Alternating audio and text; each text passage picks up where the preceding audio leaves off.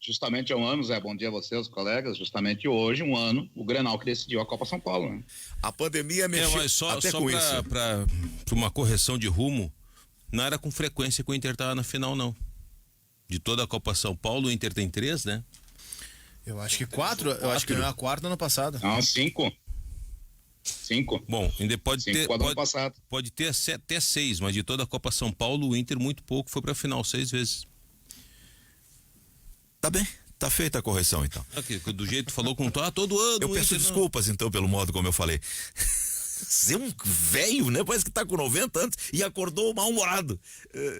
O que eu disse é o seguinte: era começo de ano, a gente tinha a Copa São Paulo. Desculpa. E a gente acompanhava os meninos, e a gente torcia pelos nossos, e tinha o Juventude, e tinha o São José. Pois é, o Inter venceu de virada um Grenal ontem. Tá não, eu tô abrindo o programa, só tô dizendo que hoje é 25 de janeiro e a gente já vai falar do Inter líder. Mas que loucura. Mais tranquilo, mais de boa. Banrisul tá conosco, Banrisul Digital.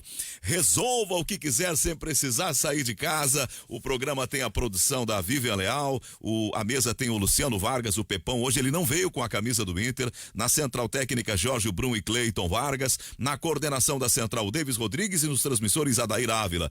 Participam aqui conosco o Cristiano Silva, a Ana Carolina Guiar, o Luiz Magno Steinhome, o Cristiano Oliveira, tá aqui no estúdio já conosco também. O Gutierrez Sanches está no B.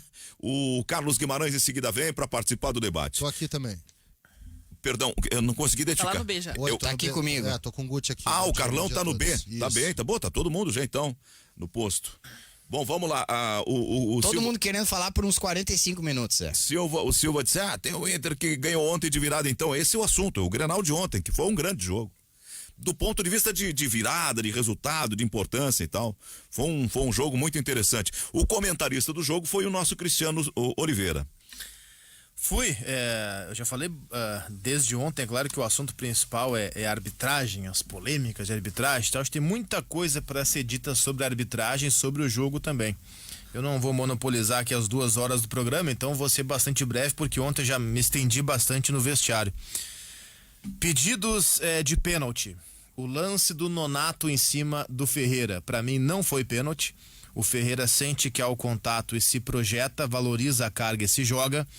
O lance do Kahneman na orientação da FIFA de abril do ano passado, que eu fui atrás da regra para ver os termos, para mim muito claramente não houve o pênalti do Kahneman, porque a bola bate na manga da camisa do Kahneman, e isso, para a orientação, para mim de forma muito clara da FIFA, não é pênalti. Sobre o jogo propriamente dito, dos 90 minutos eu vi uns 30 de equilíbrio, que foram os 30 iniciais, e dos 60 minutos restantes eu vi o Grêmio superior durante 15, 20 minutos. No momento que fez seu gol, por exemplo, era bastante superior o Grêmio no jogo, havia perdido chances nos minutos anteriores, mas o Inter foi melhor durante uma parte superior do tempo. A vitória no Grenal, não pela forma com que aconteceu, com o pênalti inexistente, mas a vitória do geral do 2-1, ela foi justa. O Inter foi melhor do que o Grêmio durante um tempo maior. E o Inter está encaminhado para ser campeão brasileiro. Faltam 6 rodadas para terminar o campeonato, e para o Inter faltam 5, porque ele tem uma rodada de vantagem para o segundo colocado da competição. São as minhas primeiras palavras desse dia pós-Grenal 429. É interessante falar do pênalti. Acho que foi pênalti no Ferreira, tá? Acho que ali foi pênalti. E acho que foi pênalti do Kahneman também.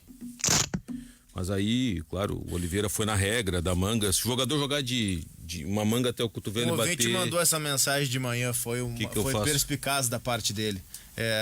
A manga é uma orientação espacial. Eu acho que tá muito óbvio do que representa. Eu acho que não, porque se o cara tá com o braço aqui, ela dá na manga aqui. O braço aqui que tu refere é um ângulo de 90 graus aberto, coisa que o Kahneman não tava. Não tava nem 45, ele tava com o braço junto ao corpo. Não, aí orientação, ele não estava com o braço junto ao corpo, ele tinha uma abertura. Pra mim não havia abertura. Tanto que o Kahneman nem... Bom, mas vamos lá.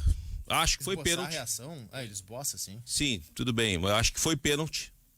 Bateu no braço. A impressão que o VAR olhou, não chamou, para dizer, olha, vai que não... Foi dado pênalti. Acho que foi pênalti no Ferreira, porque o Ferreira domina e o Nonato desloca ele. um erro, deveria chamar.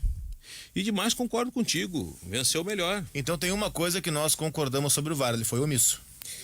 Eu não sei se ele foi omisso, Se tu acha- se pro VAR foi pênalti. Mas, ô Mas aí Cristiano, que tá, se tu acha que foi pênalti nos dois lances, e tu tem direito Tá. de achar isso, eu Mas se acho o que não VAR foi achar- nenhum. Se o VAR achar que não foi pênalti no isso, Ferreira, é isso. Só que aí que Eu concordo com o VAR, Silva nisso. O VAR, ele tem. O VAR, pra orientar a arbitragem a não ir na casinha, ele tem que ser unânime. Como é que o VAR vai ser unânime? Os 3 caras do VAR vão ser unânimes em um lance que é interpretativo. Pô, mas pode ser que os 3 foram, olha, não foi pênalti, segue o jogo. Só que aí E se o árbitro do campo chama pra não, pra mim não foi, quem decide é o do campo, Não, né? quem decide é o do campo, mas ele tem que ser orientado a ver de novo se o lance é interpretativo. Ele tem que ser orientado a não ir na casinha. Se o cara olha, vem cá, o impedimento, o cara tá 3 metros na frente, nem vai na casinha, segue o jogo, não perde tempo. Se o lance se gera interpretação, é porque é polêmico. Se tem polêmica, o juiz de campo que tem a palavra final tem que ir na casinha ver o lance. A não ser que o pessoal do VAR não o oriente. Então eu vejo muita gente questionando o Luiz Flávio. Pra mim, o Luiz Flávio é o menor dos culpados. Pra mim, o X da questão no Wagner Hillway, porque ele que tava no VAR. Tanto que depois que acontece esse lance no Ferreirinha, o juiz até para. Rapidamente o Internacional tenta cobrar não foi um escanteio, mas um lateral. E ele tenta e o juiz, não, segura que eu tô revisando, segura que eu tô em contato com a câmera. Então a gente fala assim, teve essa consulta e talvez tenha, como O o do Silva Ferreira? falou, todo mundo. Isso. Não, o Diego Souza se jogou no chão para atrasar a Não, mas continuidade só do que jogo. o Internacional quis dar continuidade e o juiz já tinha antes mesmo de todo aquele. Levanta, que até os jogadores do Internacional foram até o Diego pra tentar levantar ele, pra tentar agilizar. Sim. E o juiz estava com a mão no comunicador e estava escutando provavelmente o que a cabine estava dizendo pra ele. O Alessandro Dreyer manda aqui, ó, sobre a regra que o Cristiano Oliveira falou. Ele não sabe qual é a orientação da CBF, mas a orientação da FIFA é que os campeonatos iniciados em 2020 podem ou não adotar esta regra da manga. Só que o Campeonato Brasileiro ele iniciou depois da orientação. A orientação ela é de abril. O Campeonato Brasileiro começa em setembro. Ele começa mais de meio ano depois. Ele pode ou não. Mas ele está adotando. Inclusive, tanto que o mesmo cara do VAR ontem, Wagner Hillway, ele estava no VAR no jogo Santos e Grêmio da Vila Belmiro, teve um lance muito parecido de um pênalti para o Grêmio e o Wagner Hillway mandou seguir. Eu acho que, acima de tudo, a questão da interpretação ou do que é ou não pênalti, acho que ela tem que ser definida. Porque um diz que interpreta que é, outro diz que interpreta que não é. Bom, dito isto da questão da arbitragem, sempre polêmica num clássico Grenal, venceu o que eu acho que foi melhor durante todo o jogo. Se somar, espremer, o Inter foi melhor. O Grêmio esboçou ali, quando botou o Ferreira e o Maicon, deu uma melhorada e tal, fez o gol com o Jean-Pierre numa falha bizonha do Lucas Ribeiro. Bizonha, o guri tem que ser orientado, não pode ficar querer levar a bola para casa, né? Ou dar uma bola para ele leva a outra e deixa no jogo. E o Inter conseguiu, com o Abel botando o time para cima, naquela história para dentro deles, virar o jogo. A verdade é essa, virou o jogo. Agora, eu acho assim, ó, a arbitragem, ela é muito ruim no Brasil, né? Mas é aquela história que já se disse muito antes de Carlos Pellegrini, a banca paga e recebe. O Grêmio já foi beneficiado pela arbitragem. E o Inter prejudicado. Agora a teoria da conspiração. Era um jogo de difícil agora a teoria da conspiração. Porque o Noveleto quando estava na Federação Gaúcha era o cara que beneficiava o Inter. O Noveleto foi pra CBF. Olha, até o que eu sei, o Noveleto não apita muita coisa na CBF. E se o Grêmio realmente vai dar piti contra a arbitragem, fica atento, tem a decisão da Copa do Brasil, é a CBF que organiza essa competição. São os mesmos juízes, pode ser o mesmo cara no VAR, Pois é. Mas o Pode ser presidente, o mesmo Hillway no VAR. o presidente disse que não faria nada. Não precisa nem fazer, né? Já fez. Olha, a manifestação do presidente Romildo, da maneira como foi, não precisa nem fazer, já deu uma manifestação clara. O presidente Romildo disse que... é um reclamar fazendo que não vai reclamar, né?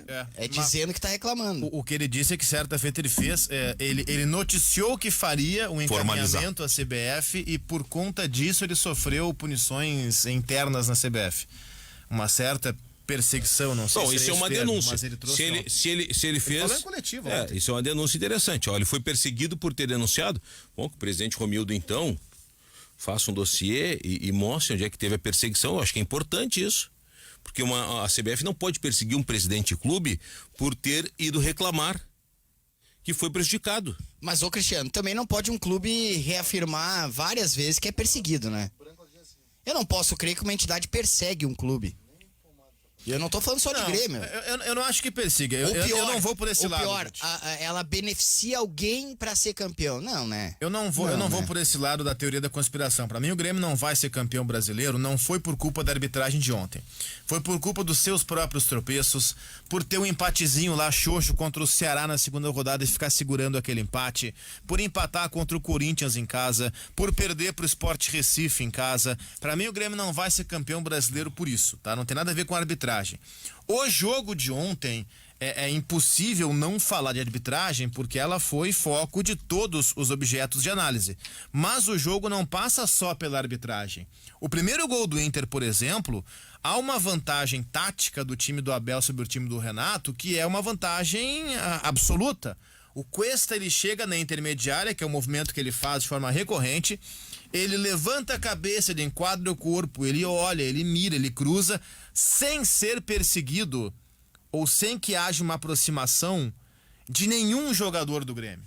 Ele tem uma liberdade fantástica para fazer o que ele quiser. Aí ele cruza e o Abel se movimenta às costas do Kahneman e tá sozinho para fazer o gol, cabeceia em cima do Vanderlei e a bola passa. É uma vantagem tática do Inter em todos os aspectos.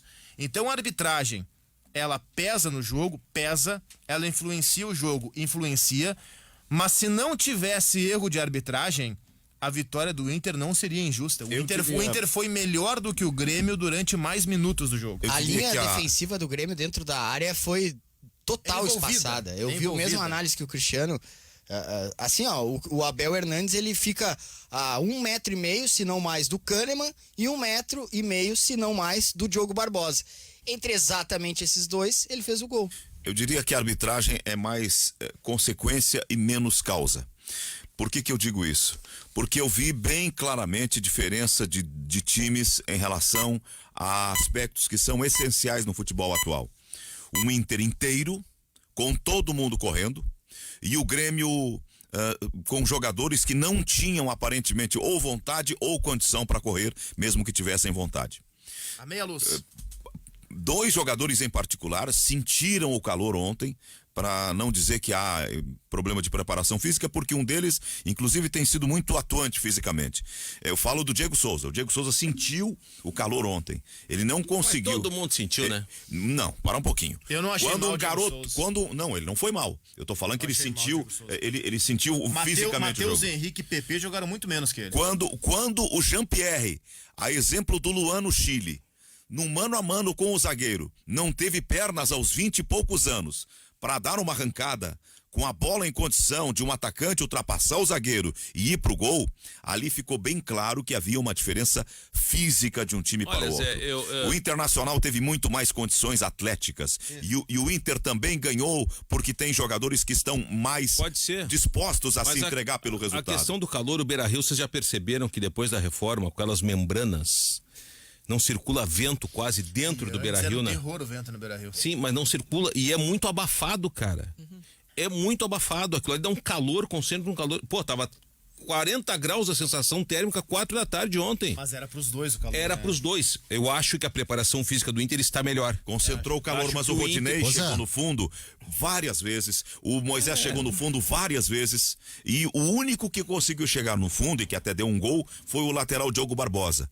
Por exemplo, a arrancada que ele roubou do Lucas Ribeiro, ele... Gente, o Grêmio tá cansando. 30 minutos de todos os jogos o Grêmio tá cansando. É visível. Não, deixa eu entrar aqui, tá? Porque... Enfim, depois eu vou falar meu ponto de vista sobre a arbitragem, essas coisas todas, mas tem duas coisas que são importantes da gente frisar, tá? O preparo físico do Inter é muito melhor, mas muito melhor que o do Grêmio, porque o modelo do Inter é muito mais intenso que o do Grêmio. Você prepara fisicamente um grupo para aquele modelo que vai ser aplicado dentro de campo.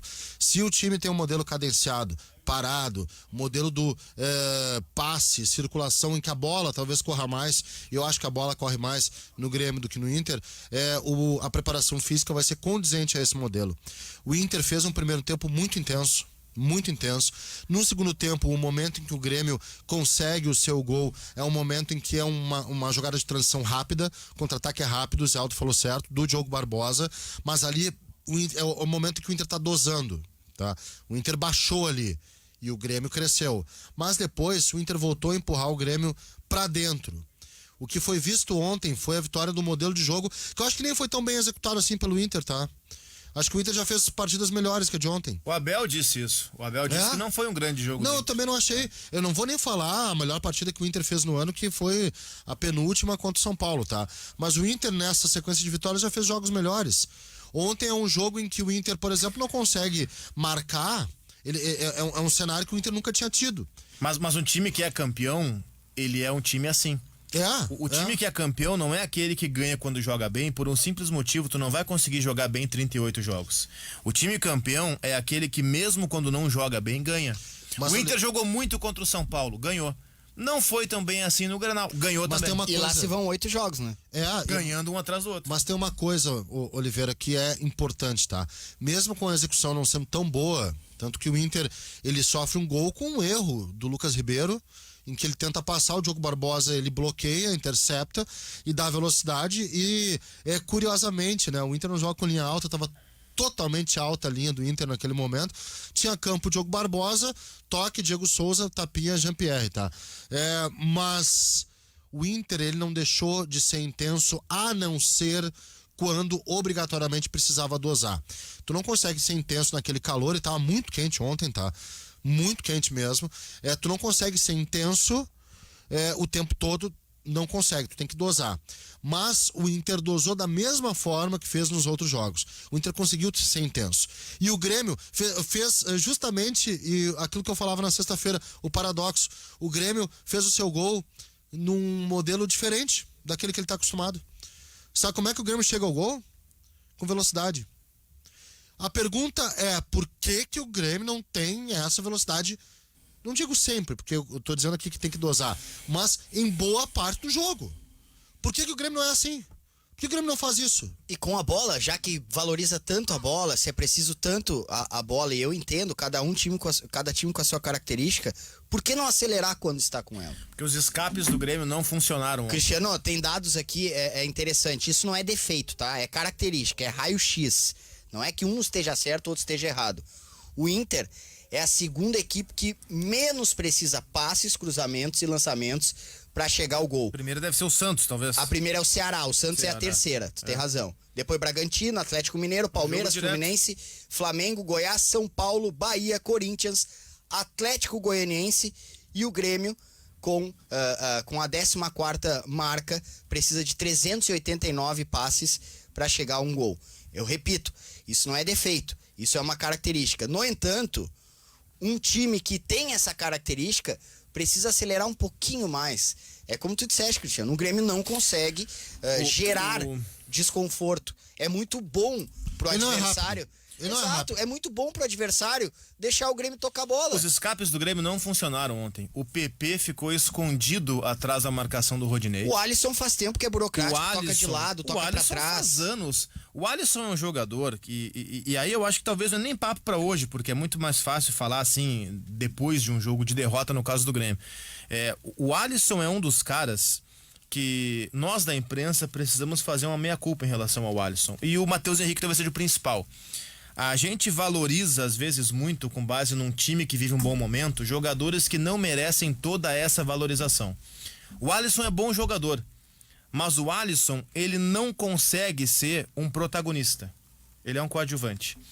O Matheus Henrique tem um problema que daqui a pouco, eu não sei, eu não sou psicólogo para cravar, mas eu queria daqui a pouco alguém que me explicasse por que o Matheus Henrique, quando tem que ser protagonista, ele não consegue. Quando tem que ser protagonista, e ontem no meio-campo do Grêmio pedia isso, só que é mais do que falta de qualidade técnica. É uma questão de personalidade. Ele gira e toca pra trás. Por que ele cresceu ontem, a hora que entrou o Maicon? Porque ele se esconde à sombra do Maicon. O PP não jogou bem ontem, o Alisson não jogou bem ontem. Aí é que tá o Matheus Henrique, não é pra ser protagonista. Tudo isso ele tem que ter um cara forte do lado dele. Só que se tem que ter um cara forte do lado dele, onde está esse cara forte? No banco é o Maicon. Mas o Maicon não consegue jogar 90 minutos. Aí nós vamos chegar no outro problema. Veja bem. Matheus Henrique, chegamos de um problema pro outro. E a solução onde é que tá? Uma situação é Maicon, ele é a solução. O problema é não tem saúde. O Maicon em campo cresce, o Grêmio. Cresce todo mundo, né, Cristiano? Cresce todo mundo. O Jean-Pierre melhora, todo mundo melhora. Então eu não posso achar que Matheus Henrique, concordo que é a produção, eu esperava até um pouco mais, mas ele não é ruim. Ele não é ruim. Ele não é o defeito do Grêmio. O defeito do Grêmio é não ter um jogador como o Maicon na reserva. Esse é o problema. O Grêmio é forjado em cima do Maicon. É que pra mim, saindo um pouco dessa Maicon dependência, eu acho que a gente já chega a um ponto que as críticas têm que ser construídas em cima do Renato. Porque o Renato é que não tá sabendo lidar com as características do grupo que ele tem, as condições que o grupo impõe, porque tudo bem, colocar nos 20 minutos o Maicon pra ajeitar, às vezes não dá certo, como não deu certo no Grenal. A gente viu que cresceu. A gente viu que a produção foi bem feita. Não deu certo em termos, né? Não, mas só que antes, quem tava organizando o time do Grêmio? Antes do Maicon entrar. Não tinha, tava ruim. Exato, mas aí organiza, não tem meio campo, não tem uma estruturação de jogada. Especificamente no jogo de ontem? Exato, em ontem outras não tinha, vezes. O Jean-Pierre estava morto ontem. Mas é isso que eu falo, ou precisa o Jean-Pierre ou o Matheus Henrique. A gente também tá criando, eu digo, que colocando essa responsabilidade porque a gente tem... Exato, mas a gente tem uma estruturação do jogo do Grêmio com o Maicon. Sem o Maicon tem que ser outra coisa. E o Renato não achou ainda como treinar essa outra coisa. Eu vi em diversos momentos, indo um pouco contra o que vocês colocaram aqui, mas o Matheus Henrique, ele tinha sim velocidade, ele conseguia chegar de maneira aguda, mas ele não tinha ninguém. Quantas vezes ele chegou perto da área adversária e ele teve que segurar, porque ninguém tinha ido com ele. Marcação do Inter também, né? Mas eu digo, ele tava sozinho, teve alguns erros, ele teve algumas oportunidades, mas o Jean-Pierre tava lá atrás, não tinha ninguém pra fazer colocar perigo na área, ele vai fazer o quê? Ele segura e bota pra trás porque ninguém chegou com ele. Mas é que tá, eu acho que o Maicon, ele não é a solução do Grêmio. O Maicon, ele pode melhorar muito o Grêmio com a bola no pé. O Renato precisa encontrar outra coisa pra fazer sem o Maicon. Só que aí que tá. Eu tô baseado neste Grêmio. Eu sei, só que este Grêmio ontem tinha o Maicon quando tomou a virada. Pois é, que mas com esse o Maicon, Grêmio, não tem esse Grêmio teve um pênalti sonegado que poderia fazer 2-0. Pra mim não foi pênalti, eu não acho que pra ti não foi, pra mim foi. Tá bem, não é 2-0. Não, ali era 2-1, ali o Inter tinha empatado já. No pênalti do Ferreira, sim, faz o 2-1. Depois do gol do Abel Hernandes. Faz o 2-1. Logo depois do Abel. Mas de todo modo, já tinha sofrido o gol do Abel, que foi o gol do erro de marcação. O jogo de ontem eu compreendo a atuação que foi menor ofensivamente do jogador Alisson, mas eu quero fazer uma ressalva.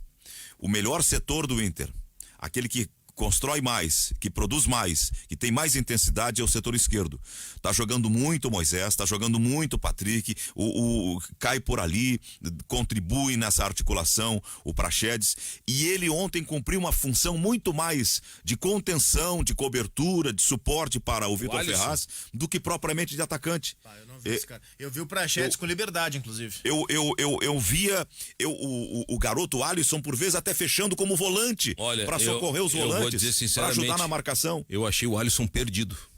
Muito mal o Alisson. O Alisson tava tipo enceradeira de novo.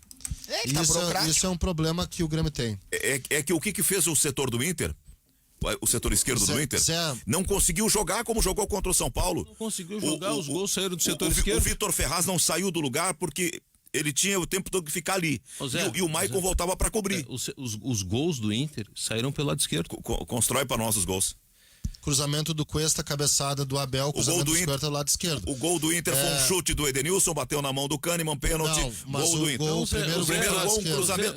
Lado esquerdo, Zé. Tu quer olhar o gol? Vou te explicar. Tá. Primeiro gol do Abel Hernandes. A bola vem da onde? Lado esquerdo. Lado esquerdo. O Cuesta vem lá do litoral, tranquilo. A origem do pênalti, ela sai da onde? O Marcos Guilherme sofre a falta, né? Do Vitor Ferraz, lado esquerdo. Lado esquerdo. Levanta na área, dá o truvisca no fedor, pênalti. Vocês estão, sem querer, lado esquerdo. Sem querer, vocês estão me dando razão. O setor... Mas se tu tá criticando o lado esquerdo do Inter, que não jogou, eu não tô criticando, eu tô dizendo que não teve força ofensiva ao lado direito com o garoto que joga ali. Por quê? Porque ele ficou encarregado, o Alisson, de fazer o tempo todo uma espécie de marcação de meio campo para trancar a passagem do Inter. Só um pouquinho, como é que não teve força o Peglo, lado direito, se ele perdeu um gol na cara? Sem goleiro. Só sobre voltar no Alisson, tá? Nós estamos falando de Alisson. O Cristiano atravessou uma coisa que não tem a ver. Eu tô falando do Alisson, ele falou de Pegloff. Deixa eu falar do Alisson, então, só voltar rapidinho, tá? Tu tá justificando uma determinada situação pro Alisson relacionada a um momento dele sem a bola, que é um momento de marcação, tá?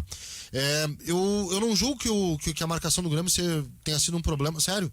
Acho que não foi. Acho que o gol foi muito no abafa. Acho que ali tem um erro de marcação individual do Abel. A questão do pênalti, vocês já falaram aí. Eu acho que é um lance altamente discutível, tá? Eu não vejo tanta clareza assim, mas isso eu tenho uma tendência a ter a mesma opinião do Cristiano Oliveira com relação a isso. Embora não seja ainda conclusiva, porque eu já vi essa bola bater em vários lugares, mas pra mim ela bate naquela história da manga da camisa, tá? Onde reto vai na axila, eu li isso ontem e pra mim bate ali. Independente disso, tá? Voltando ao Alisson, essa justificativa ela não cabe, Zé. Porque é o seguinte, ó, eu acho que o Grêmio não fez uma partida ruim em termos de marcar. O gol do Abel é um descuido, coisas que acontecem. E o pênalti é um momento, tá? Antes o Grêmio marcou bem as jogadas do Inter. E marcou mesmo. Eu acho que tem uma coisa que tranca o Grêmio. O Grêmio quando tem, e é o principal do Grêmio, quando tem a bola, o Grêmio é um time muito enrolado.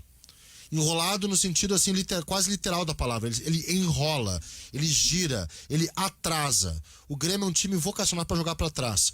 O Grêmio teve uma jogada em que ele foi mais agressivo jogando pra frente. O que aconteceu? Gol. Não, o gol do Grêmio sai e esse é o problema do Alisson. Do jogo. O Zé Oliveira, o Zé tá justificando o Alisson, colocando que sim, bloqueou o lado esquerdo, que teve trabalho defensivo. Ok, Zé, tudo tranquilo, o Vitor Ferraz ficou, beleza. Mas e aí, com a bola, como é que eles vão fazer? Não, mas olha só, eu não tinha esses números, quer dizer, o número tá disponível, eu que não tinha ido buscar, do Alisson no jogo. Eu não vou trazer todos aqui porque alguns são irrelevantes, mas vamos lá. Perda de posse de bola, 12. O Alisson perdeu a bola 12 vezes no jogo. Os números de marcação do Alisson, eu não tinha, passei pro Zé fora do ar aqui. Cortes, 0. Chutes travados, 0. Interceptações, 0. Desarmes, 0. Dribles sofridos, 1. Faltas cometidas, 2. Então, o Alisson, ele não foi importante na defesa. Talvez por fechar espaço, eventualmente, pode ser. Esse número não conta fechar espaço. Mas eu não vi essa capacidade. Pra mim, o Alisson foi mal ontem. PP foi mal ontem. E aí, se tu tirar os dois extremas do Grêmio, desculpa, tu mata o Grêmio. E se os dois extremas do Grêmio não jogarem bem juntos, como não jogaram ontem, matou o Grêmio. O melhor momento do Grêmio no jogo, pra mim o Grêmio foi melhor do que o Inter em 15 minutos do Grenal. Dos 15 aos 30. Ou dos 15 aos 31. Gol foi aos 31. Do segundo tempo. Onde ali o Diego Souza tem 3 conclusões perigosas. Uma que o Lomba defende, a bola vai pra lateral. Outra cabeçada que ele dá, a bola vai quicando fraquinha, quase entra no cantinho. E uma outra que ele tenta dar de cobertura pra fora. E depois sai o gol do Jean-Pierre que o Diego Souza dá o passe. E tem o paradoxo por disputa de espaço no esporte com a característica que tem o futebol, né? Só que tirando esses momentos, o Granal foi do Inter. Se tu coloca um extrema que vai incomodar o lado esquerdo defensivo do teu adversário, tu tem meio caminho andado já pra não sofrer tanto por esse lado. Se tu vai ficar só aceitando, esperando, utilizando o argumento de que é preciso segurar o lado esquerdo ofensivo adversário, tu vai pouco produzir ofensivamente pelo teu lado direito. E é isso que acontece com o Grêmio. O Grêmio se preocupa tanto em ter um jogador que marque, que atue coletivamente. Todas essas características eu entendo e aceito do Alisson. Mas e a parte ofensiva? Cadê?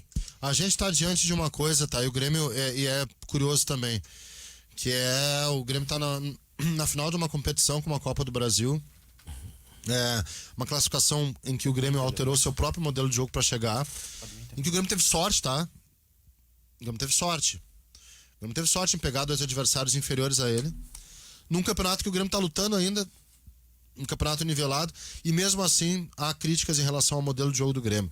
O Cristiano Silva falou há pouco que o modelo de jogo é forjado em torno do Maicon. Eu concordo com isso, mas eu concordo mas eu coloco que na minha opinião é uma fase que deveria ser superada. O Grêmio não pode ter um modelo de jogo voltado em função do Maicon. Vamos então traçar as características do Maicon, tá? Inteligentíssimo. Jogador com maior QI hoje em atividade no futebol gaúcho se chama Maicon. Maior QI. Tem ninguém com QI maior que o Maicon dentro de campo. Duvido. Vocês me apresentem um jogador com uma capacidade de inteligência dentro de jogo maior que a do Maicon. A gente não vai achar. E olha que tem jogador inteligente aqui. Edenilson, super inteligente, mas como o Maicon, não vejo nenhum jogador mais inteligente que ele. No entanto, se o cérebro funciona, o físico já não é tanto assim. O modelo de jogo do Grêmio é forjado em torno do Maicon. E eu diria que o modelo de jogo do Grêmio é a cara do Maicon. Inteligente, um jogo que depende dessa inteligência, mas um jogo sem perna, um jogo sem pulmão, sem fôlego. Esse é o modelo de jogo do Grêmio. E o Grêmio só consegue as coisas, curiosamente, quando altera esse modelo de jogo, quando não é mais o modelo de jogo em torno do Maicon, quando é um modelo de jogo em torno de, sei lá, não tem outra figura no Grêmio, mas em torno de uma intensidade coletiva. Eu vou pegar como exemplo, na minha opinião, o melhor jogador do Grêmio ontem, tá, gente? Foi Diogo Barbosa, tá? Na minha opinião, foi o melhor jogador do Grêmio no Grenal, o Diogo Barbosa. Quais são as características do Diogo Barbosa?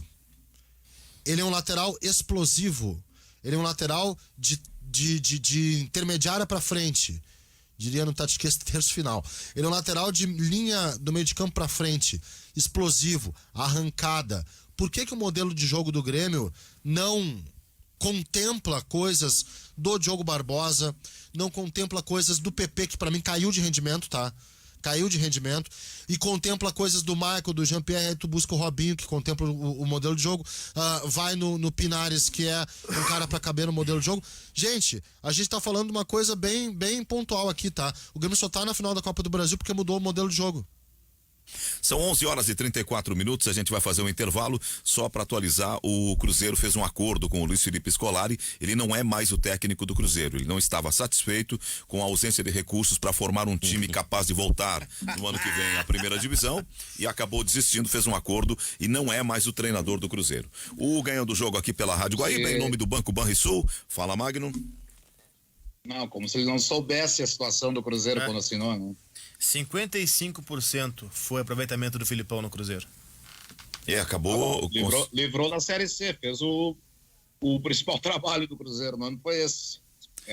Permanecer na B. Intervalo, voltamos já. 11h39 da manhã, estamos de volta aqui pela Guaíba com o nosso Ganhando o Jogo, programa do Banco Banrisul. Até a 1 da tarde debatendo as coisas do futebol, debatendo o clássico Grenal. Agora tem mais um outro assunto muito interessante ao longo do programa, certamente vai surgir. O Juventude vai com as suas próprias forças para a última rodada da Série B, podendo subir para a primeira divisão. Banrisul, que está conosco. Precisamos manter os cuidados no verão. Use o app Banrisul Digital para resolver o que quiser sem sair de casa. E o recado é da FTEC, Centro Automotivo. A troca de óleo, a revisão, a geometria 3D, o ar-condicionado, freios e suspensão lhe esperam lá na FTEC. A promoção para guaibeiros é de 15% de desconto para pagamento à vista.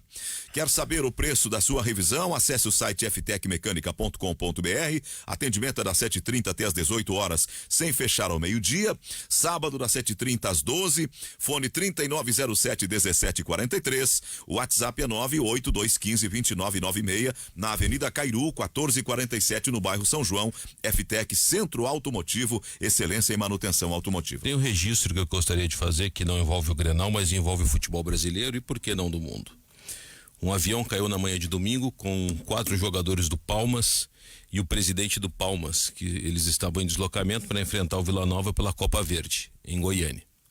O avião de médio porte, eu acho, não conseguiu vencer a pista, caiu, morreu todo mundo. Particular, daí caiu na cabeceira da pista, não conseguiu decolar. Inclusive, um dos jogadores atuou no time principal do Inter, é o Noé, Guilherme Noé, né? Guilherme Noé jogou no principal 2012. Para as pessoas que falam que direitos iguais e tudo tem o mesmo valor, isso é uma hipocrisia. Isso é uma hipocrisia das mais lixo que tem.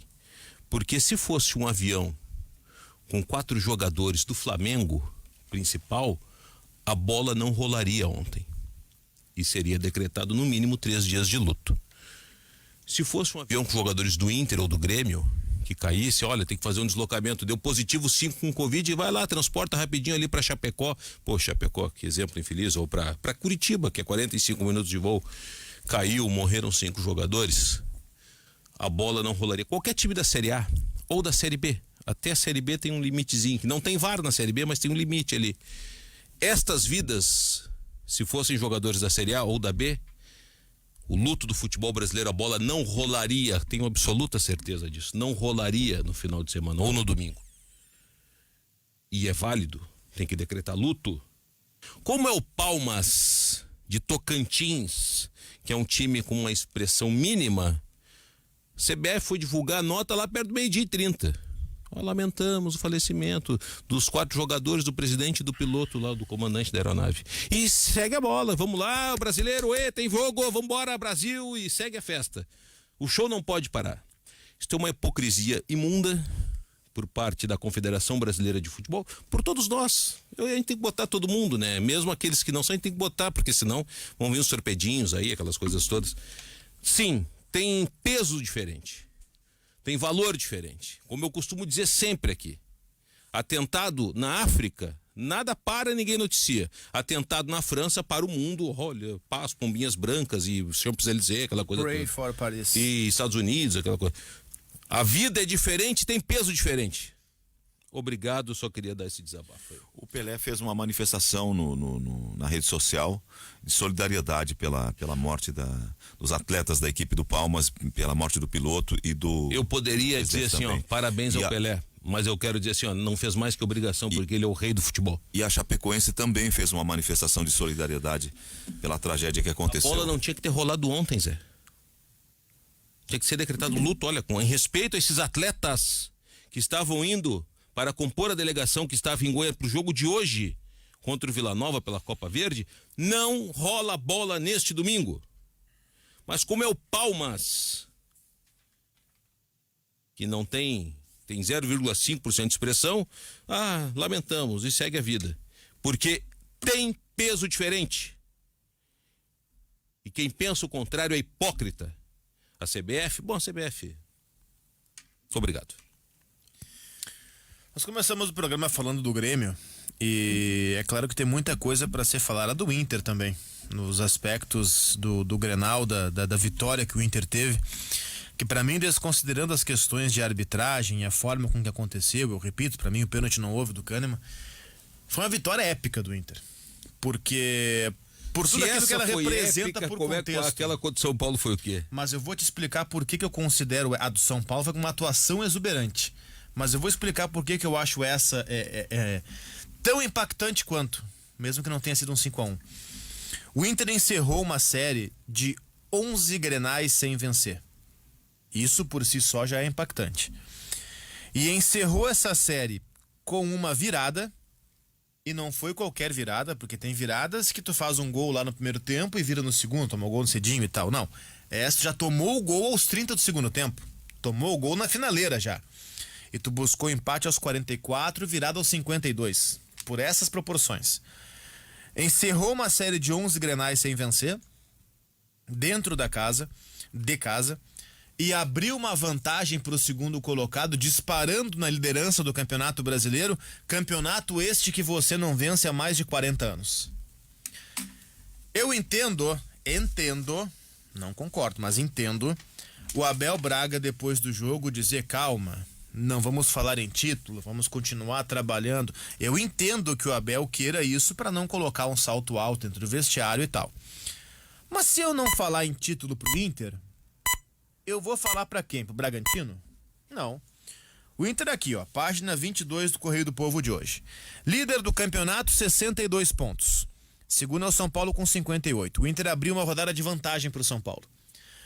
E o Flamengo, se ganhar do Grêmio quinta, vai a 58 também. 4 pontos de vantagem, faltando 6 rodadas para terminar o Campeonato Brasileiro. E ontem eu falei isso no vestiário pro Alessandro Barcelos, presidente do Inter. O Inter deixa de ser candidato, o Inter passa a ser favorito ao Campeonato Brasileiro. E é favorito por conta do seu trabalho, dos seus méritos. Incompetência do adversário, bom, mas você só vai aproveitar a incompetência dos outros se você tiver competência. Geralmente é assim. E o Inter teve. E falei ontem antes do jogo, e o jogo poeticamente veio a calhar com aquilo que eu disse. Na corrida pelo título do Campeonato Brasileiro, aquele que está correndo de fato é o Inter. Os outros estão caminhando e tropeçando. O São Paulo tropeça para ser campeão brasileiro, o Flamengo caminha quase parando, ontem perdeu para o Atlético Paranaense. O Atlético Mineiro caminha quase parando, o Palmeiras está cansado, o Grêmio nem caminha nem para. O único que está correndo na corrida, desculpe o pleonasmo, pelo Campeonato Brasileiro é o Inter. E essa corrida, para mim, está realmente bastante perto de chegar a seu final. E o Inter, ele deixa de ser candidato e passa a ser favorito ao título brasileiro. Há quem diga que nesse momento não é legal ter confronto direto. Eu acho que é bacana. Eu acho que é importante. O Inter tem mais um confronto direto que é com o Flamengo. 37ª rodada. Se tu pegar todos os confrontos diretos que o Inter teve, falta só o Flamengo agora, o Inter venceu o São Paulo e empatou com o São Paulo. De 6 ganhou 4. Com o Atlético Mineiro venceu uma e empatou outra. De 6 ganhou 4. Grêmio de 6 ganhou 4. Palmeiras de 6 ganhou 4. Dos 30 pontos, ganhou 17. Isso é sintomático, né? Podendo chegar a 20. Isso é sintomático. Enquanto o Grêmio, dos 5 à frente dele, não conseguiu ganhar. O Grêmio tem 20% de aproveitamento contra os times do G6. O Eurico trouxe o dado ontem. O Inter 70 e poucos, o Grêmio 20. Eu acho que Isso o Inter... explica porque um é primeiro e o Isso outro é é sexto. sintomático. Eu acho que o Inter tem que manter o pé no chão, mas é favoritar só o título. Agora, a minha dúvida é a seguinte. O presidente Marcelo Medeiros merece faixa de campeão? Cara, eu acho que merece. Rodrigo Caetano merece faixa de campeão? Tu entrevistaste o presidente ontem, não chegasse a perguntar sobre isso pra ele? Eu não quis Cristiano? ontem, só para não deixar o Zé no vácuo, ontem entrevistamos aqui o presidente Alessandro Barcelos, e aquilo que eu disse, eu tenho tantas coisas a lhe perguntar, mas aquele não era o momento. Semana é longa. Aquele não era o momento de perguntar, vai dar FA porque pode gerar, não, deixa ele curtir a vitória, feito registro. Ele vai querer falar em faixa agora, né, também, né? Não claro falaria. Que não, claro que não. Se a gente defende que futebol é construção, planejamento, um grupo é resultado de anos, jogadores que vão ficando, outros vão sendo agregados, todo um trabalho, não posso achar que o Inter será ou pode muito ser campeão por causa desde que o Alessandro Barcelos assumiu, né? O Cudê merece ou não faixa? Merece. Merece. Então, Caetano e Medeiros também merecem. Claro que merece. Queria fazer uma observação, o Cristiano disse, vamos falar sobre... Ganhar, é claro, né? Pela ótica do Inter, vamos falar Porque sobre tem um detalhe, o Inter. só para se eu não estou enganado. Foi um turno pro Cudê e um turno pro Abel, né? É mais ou menos isso. Porque o Inter estreou, o Inter estreou contra o Coritiba, não foi? Sim. E o Cudê isso aí. foi embora depois do jogo contra o Coritiba. É 20 jogos pro Cudê. O Abel ontem, ele, em algum momento do jogo, ele tomou a iniciativa de fazer uma mudança. E ele tirou, o Pegloff colocou o Maurício. E o Maurício não conseguiu encaixar. Não. E o Inter Essa troca não funcionou. E o Inter piorou. E ali naquele momento, gol do Tricolor. Aí o Abel teve aquela coisa assim, que é bem do É a Abel. partir dessa troca que o Grêmio melhora, né, bastante na partida. É bem do Abel. E o Maurício não é que ele entrou mal, é que ele tenha errado, tenha comprometido, tenha... Mas não funcionou, não foi tão agudo. Ele não conseguia desempenhar a mesma função. Mas quando ele foi pro tudo ou nada, deu certo. E eu ia dizer sobre isso, a coragem do Abel, e por isso até a gente fez aquela associação com o Grenal do século. O Abel tinha perdido, acho que era o Casimiro na lateral, ele jogava com 10 contra 11 e ele colocou 3 centroavantes. E ele resolveu o jogo no ataque. Ontem, ele foi assim numa atitude de quem queria mesmo ganhar. Eu olhei assim, vai tirar o Patrick, vai tirar o Praxedes. O Patrick tava morto, cara. Esses jogadores, eles são importantíssimos. Patrick Praxedes tava um bom morto. Grenal. O Patrick foi mal, O Não, Praxedes o Patrick acho que arrancou bem, mas cansou. Cansou. E ele tirou os caras. E ele foi mexendo e foi tirando. Ele terminou o jogo. É que o Abel disse, né, a primeira pergunta que ele responde, ele disse, claro, elogiando o grupo e tudo mais, mas ele disse, olha, quando a gente empatou, eu falei, olha, vamos com consistência, é um bom resultado, vamos ver o que vai acontecer. E o elenco não, a gente quer ganhar, a gente vai pra cima. Ele teve essa conversa, se teve o entendimento, e a gente fala que é algo que o Guimarães bate muito na tecla, a questão de competir, de saber da relevância da partida, de saber até onde pode chegar e até quando pode se doar. Que acho que a gente compreende muito que no Grêmio falta isso. Essa vontade, essa raça de não desistir em nenhum momento. Tanto que quando fez. O Grêmio falta é perna. Mas eu digo assim, ali no segundo. Tu pode ter até a apesar de raça, mas ter não consegue ter a perna. Mas apesar de não ter tanta perna, estava num melhor momento quando abriu o placar. Faltou Falta o mental. Falta é saber que leitura de estar superior na partida tem que sim pressionar e sim vai conquistar o resultado. O Grêmio fez o primeiro gol e recuou. Quando ele estava no melhor momento e o Inter ainda estava um pouco desorganizado. O Abel teve uma leitura de jogo que foi assim, que foi precisa. E olha que eu não acho o Abel um grande leitor de jogo, tá? Mas ontem ele fez isso muito bem. Quando ele coloca o Abel Hernandes e mantém o Yuri Alberto, ele tira a sobra da zaga do Grêmio. O Rodrigues fez um bom Grenal, tá? Entrou bem o Rodrigues. Sim, naturalidade. E o Kahneman, falhou no... Bom, repito, pra mim não foi pênalti, mas no gol do Abel o Kahneman falha. O Kahneman fazia um grande Grenal também. O que o Abel faz é o seguinte, dá uma recuada no Yuri Alberto, o Grêmio faz perseguição individual, um dos zagueiros sempre sai da área atrás do Yuri Alberto e deixa o Abel.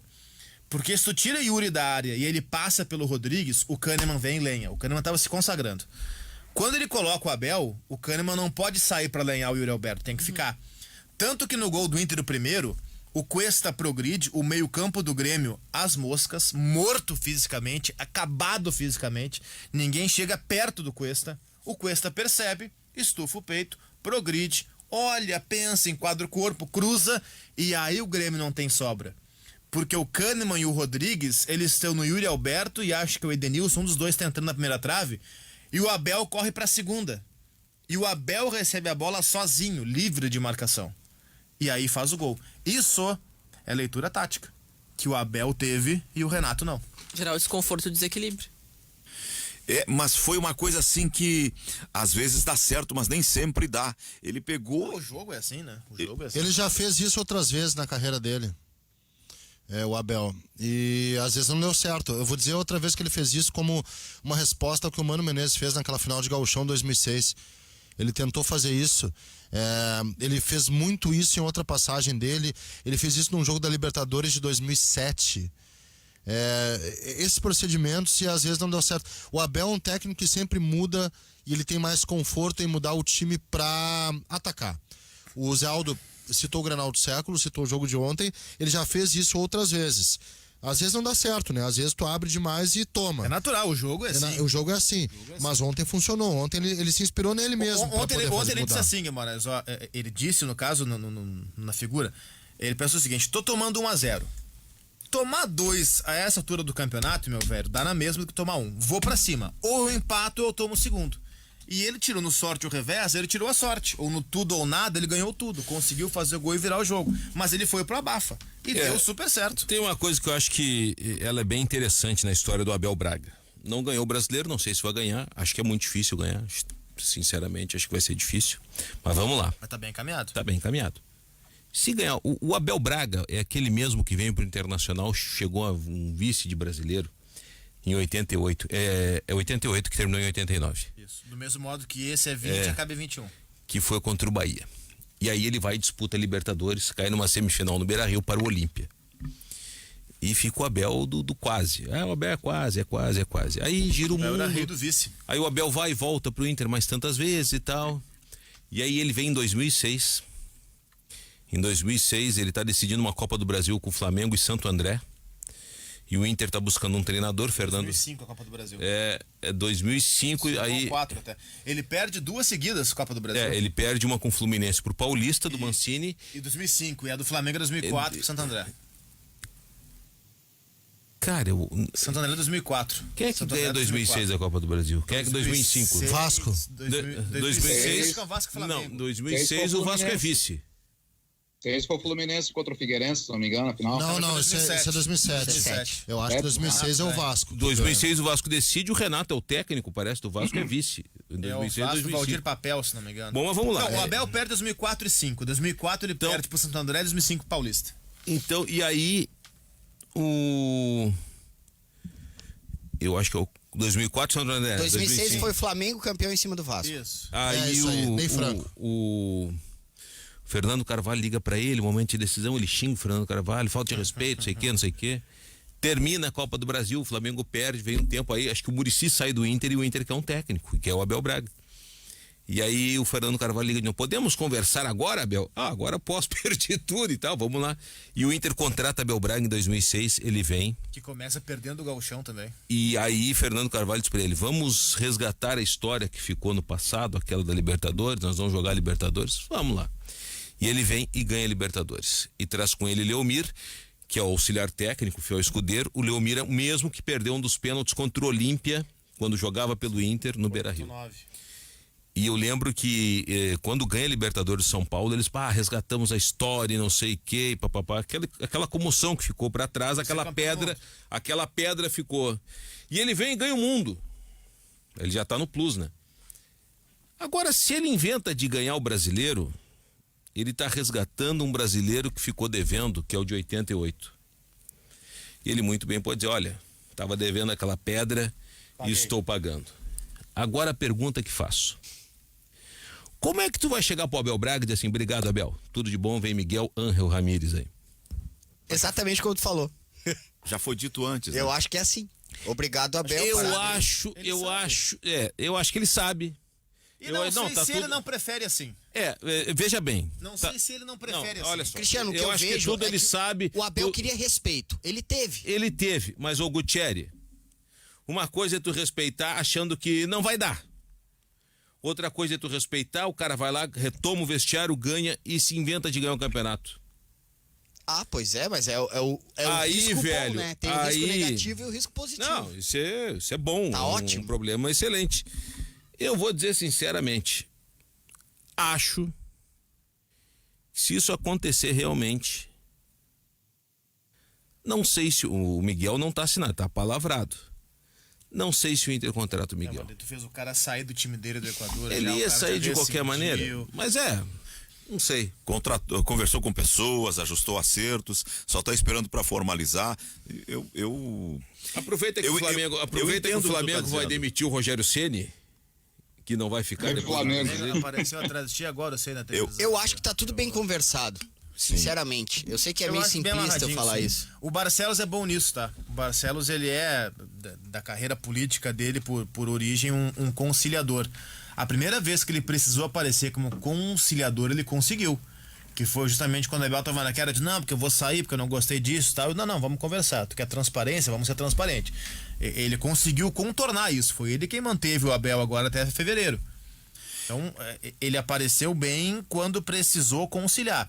Eu acho que daqui a pouco, se ganhar o Campeonato Brasileiro, eu não sei, agora eu confesso, eu tô no achismo. Daqui a pouco, pro próprio Abel, bom, vem cá, cara, saio por cima. Sim. Era isso. Eu queria provar que ainda era capaz depois do que aconteceu comigo, a minha família, a tragédia. Provei que eu sou capaz. Tô de volta.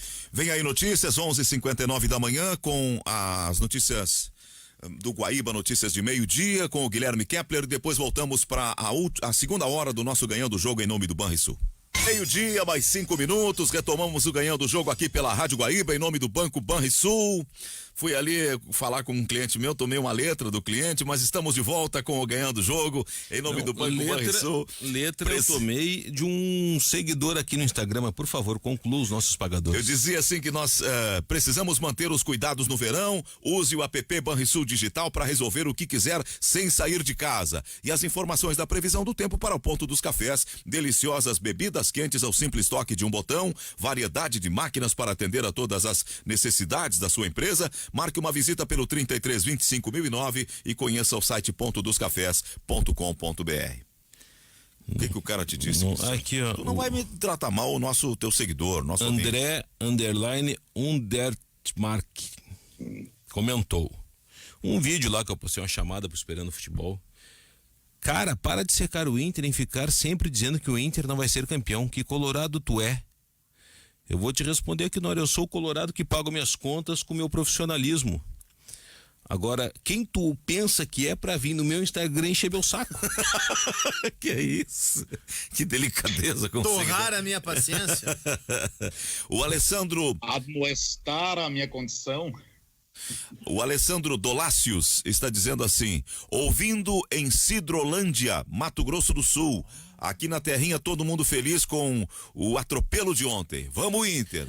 Em Cidrolândia, ontem nós tivemos participação mais uma vez, isso está virando rotina já pela nossa audiência mundo afora.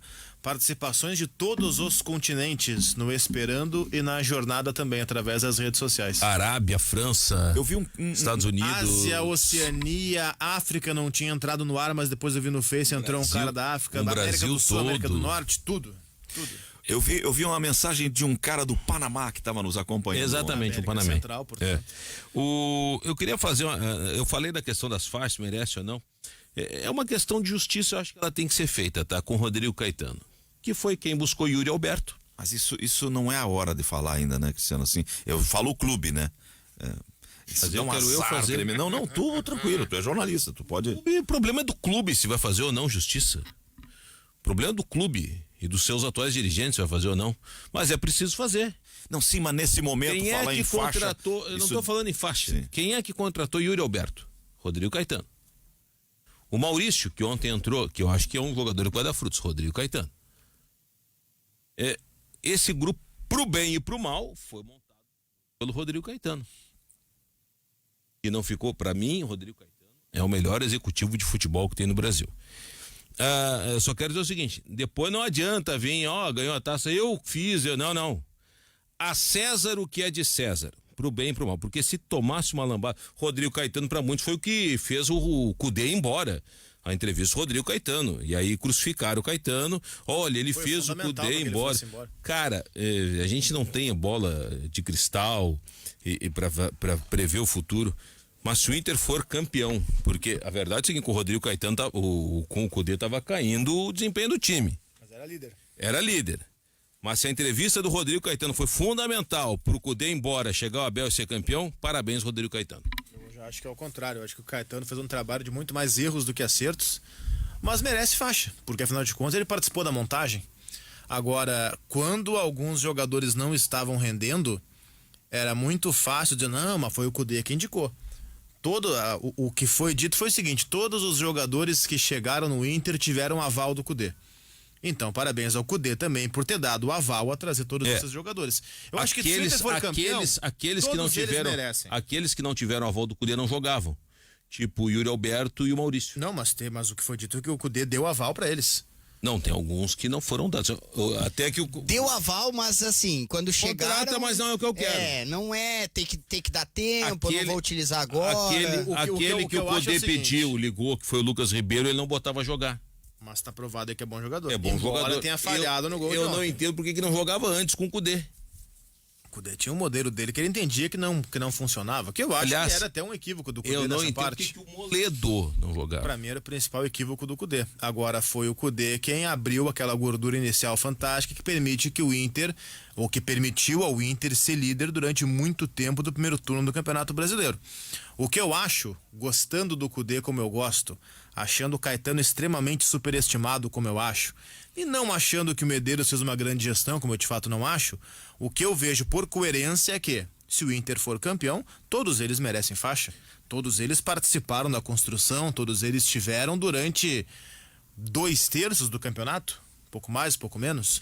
Então, gostando eu ou não, achando eu legal ou não, achando que o trabalho foi bom, mal, regular, ruim, péssimo, maravilhoso, eu acho que todos eles, se o Inter for campeão, acho que todos eles merecem faixa. Virou um ponto de inflexão essa Agora eu só quero dizer o seguinte, aqueles colorados que queriam impeachment, que não queriam Abel, que o Abel ultrapassado, ou queriam soma 45 pontos e acaba ano de uma vez e tal, principalmente aqueles que queriam os 45 pontos para escapar do rebaixamento, se for campeão, vocês também poderão comemorar. Fiquem tranquilos. Eu dizia, virou um ponto de inflexão essa coisa aí de quando se fala de Cudê, ou se ama ou se odeia. O professor, por exemplo, diz aqui, parabéns ao Cudê por ter ido embora. Obrigado, Cudê. Professor Fernando Brás.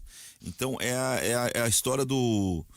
Se não gosta, odeia, já vai de um lado pro outro, de um extremo pro outro. É por isso o Cudê fez um belo de um trabalho no Inter. Fez. É por isso que certa feita o filósofo Celso Roth, que anda sumido, usou uma frase que eu não sei se é dele, mas foi ele quem disse, então eu vou acreditar ele, que o torcedor é passional, né? Celso Roth dizia isso. E é verdade.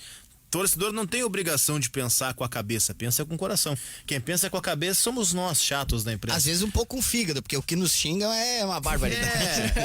Mas às vezes quem tem que pensar com a cabeça pensa com o fígado também, né? Às vezes quem tem que analisar pensa com o fígado. Mas enfim, não é uma exclusividade. Nem só o fígado.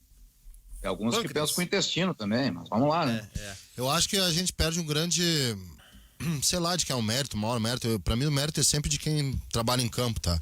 Treinador e jogadores. Eu acho que dirigente tem que gerenciar, tem que administrar, mas quem faz parte do espetáculo... Agora tu falou uma coisa interessante demais. Porque tu tava falando a gente tava falando do Marcelo Medeiros e agora eu queria observar por outra ótica que é essa do campo. E esse grupo que já tá sendo montado há uns 3, 4 anos, que já foi terceiro brasileiro, já foi finalista de Copa do Brasil. Com alterações, né, Gutierrez? Claro que com alterações. Tem várias alterações. Mas também não foi totalmente modificado. Cuesta, Dourado, o Lomba, esses caras seguem. Política de base que coloca pra chefe. Patrick, Edenilson, esses caras faz tempo que estão no Inter. O trabalho de prospecção que contrata o Yuri Alberto. Então tem coisa aí sendo construída. Várias coisas, tem coisa sendo construída. Mas tem uma base, né? Claro. Isso é importante. Tem uma espinha dorsal, Lomba, Cuesta... Lomba, Cuesta... O próprio vou tirar Moledo. o Dourado, porque ficou um tempão. Dá pra deixar vou tirar o o Moledo, Moledo que também ficou reserva. por causa mas do tu Cudê, pegar claro. Lomba, Cuesta, Edenilson, Patrick... É isso aí. É uma bela espinha dorsal, já de algum tempo, né? Aí tu agrega bons valores, busca um Yuri Alberto, É que a um gente Galhardo que chega e encaixa. Já acho que as coisas são zeradas, não. O trabalho ele é uma sequência. Moisés e Rodinei, Renato a gente passou um critica pouco por isso aqui, também. mas é o que tem, né? O mercado ofereceu aquilo ali, o Inter é uma buscou e sequência. agora pode ser campeão brasileiro com os dois titulares. É uma sequência, veja só como é que funciona essa sequência, tá? Se a gente voltar no Odair, o time tinha um modelo de jogo parecido com o de hoje, com uma base parecida com a de hoje. O que hoje tem melhor do que naquela época? Peças. Tem peças pontuais. Naquela época foi contratado um bando, né? De jogador sem qualquer tipo de consequência, qualquer tipo de ajuda. Dá pra listar um time de jogador que não contribuiu absolutamente nada para a história do Internacional ou para o time do Internacional. Agora já tem peças que são melhores, peças que te ajudam mais. Aí vem o Cudê, quebra o modelo de jogo, volta esse modelo de jogo. Mas eu acho que também é uma sequência, é um aprendizado, resgates. Todos esses trabalhos eu acho que eles têm que ser valorizados, desses treinadores. Acho que foram treinadores que tiveram seus acertos, seus erros, seus pensamentos. E o que mais deu liga talvez tenha sido esse do Abel, que pra mim não começa agora, tá? Não foi um trabalho, não começa agora, é um resgate, aquilo que a gente chama de memória recente do jogador. Ele pega a memória recente da época do Odair, ele pega a memória recente, as características e as facilidades que cada um vai dar, mentaliza tudo isso. E o time tem um jogo que não é um jogo muito sofisticado, não. O jogo do Inter não é sofisticado. Do Cudê era sofisticado. Mas é um modelo funcional. As coisas funcionam.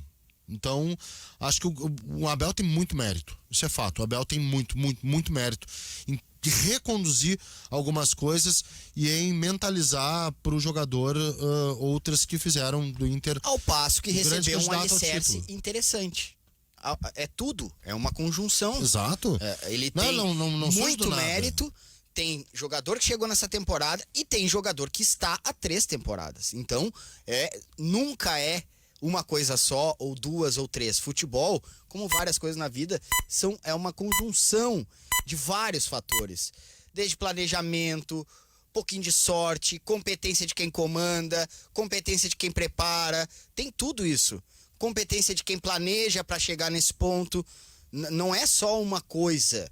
E também não dá pra gente achar agora que o Abel chegou construído tudo e também era tudo pronto e o Abel não fez nada. Não, nenhum nem outro. É que ainda nessa construção a gente não pode criticar o Renato, né, por perder os jogos menores, ou, entre aspas, contra os mais fracos nas primeiras rodadas e não acreditar, é claro, ao Cudê e as decisões que foram tomadas pela gestão na época de conquistar, chegar em primeiro lugar, conquistar, a gente fala essa gordurinha que dá para queimar, às vezes empatando nas etapas mais difíceis da competição, até mesmo quando fica mais complicado ter todo mundo à disposição, seja por causa de lesão. Então a gente tem, sim, acho que não tem polêmica nenhuma e a gestão atual do Internacional não saiu com um problema, não saiu mal vista pela gestão anterior. Na realidade foi um processo bastante complicado de eleição, né, a gente fala, teve muita coisa que influenciou nesse resultado, mas acho que não tem uma relação ruim que vai impedir que tenha esse reconhecimento. Não, acho que não tem, o reconhecimento vai acontecer. Eu provoco muito o baixo escalão ali, o baixo clero, que queria impeachment, mas deixa eu dar uma provocadinha, isso é legal. Mas e também a gente compreende, e a gente fala numa empresa, às vezes muda chefe.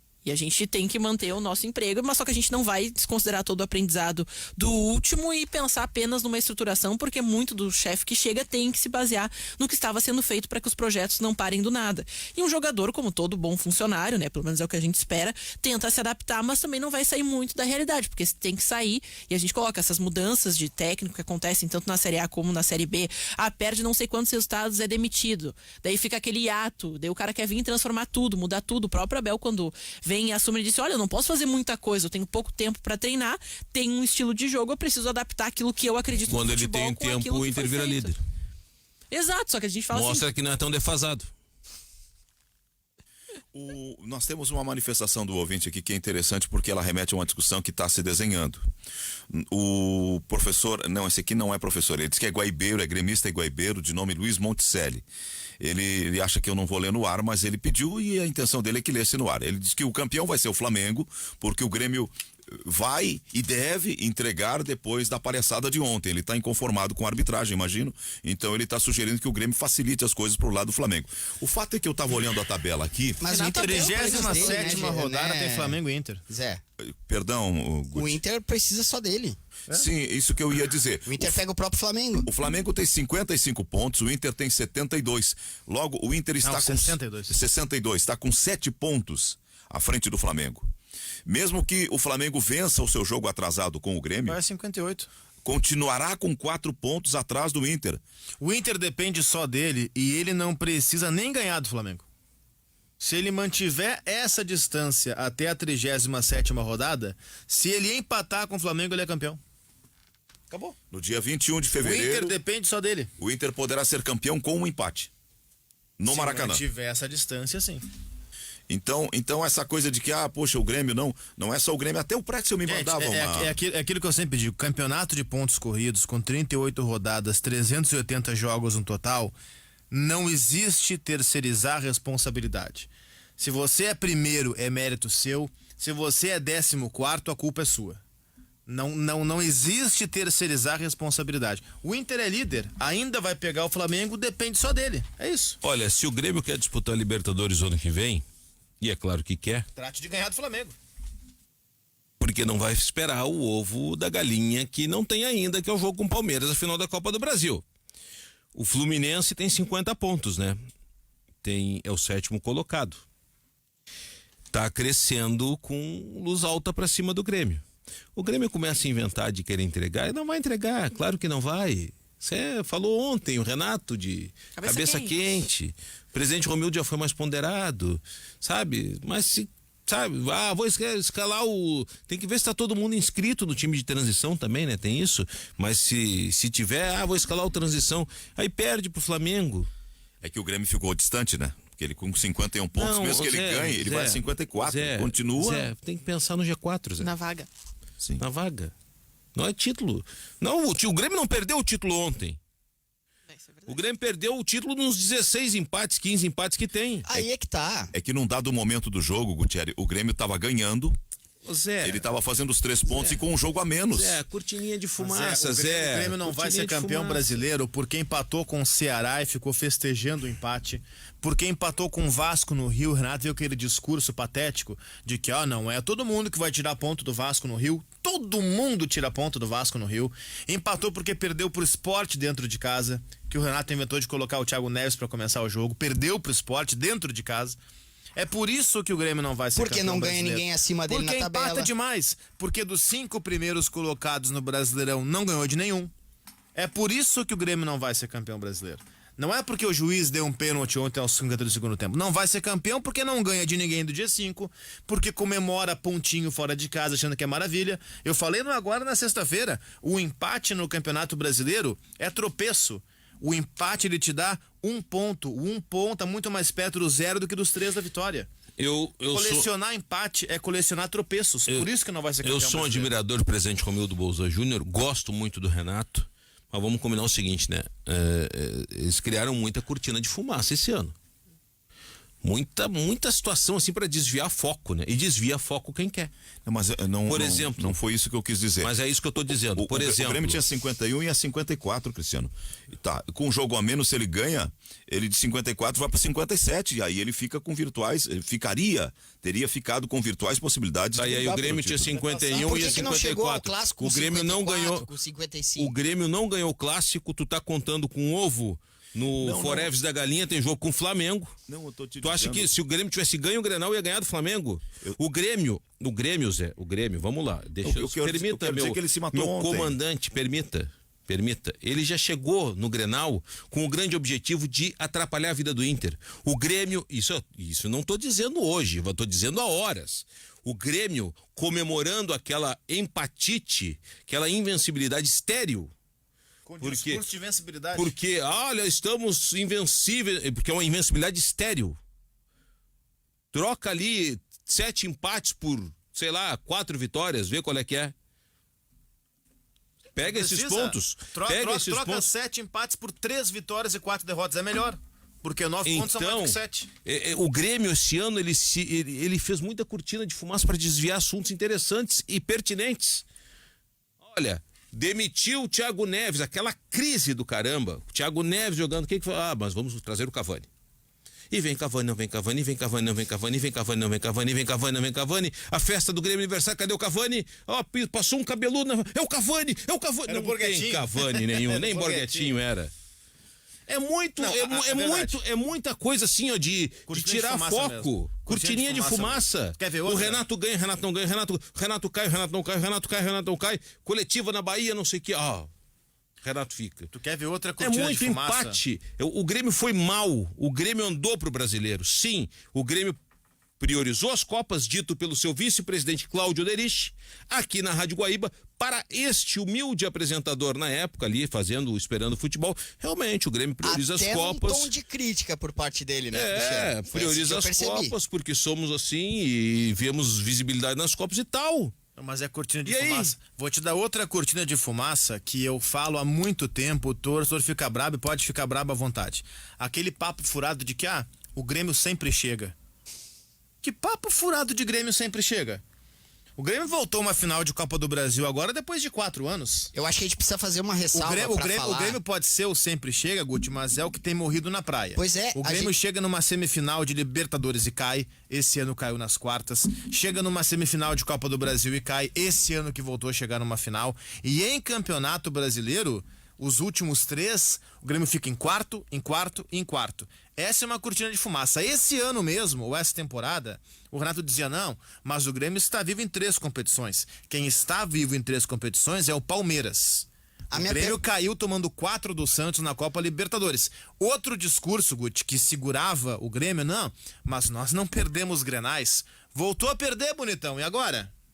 E a questão também de tá na final da Copa do Brasil, tudo isso, claro que é mérito, né? Estar em uma final de uma competição importante como é a Copa do Brasil, em que pese se analisar o caminho do Grêmio, o Guimarães sempre ressalta essa questão de contra o São Paulo, mudou o jeito de jogar, mérito, se classificou, mas antes disso era Cuiabá e Juventude, com todo respeito a essas duas equipes que devem subir, inclusive, e se tornarem equipes de Série A, mas a gente, na verdade, reconhece mais o tamanho do Grêmio, o nível do Grêmio, do que quem discorda da gente. Eu não tô aqui patrulhando quem discorda de mim. Eu só quero me explicar.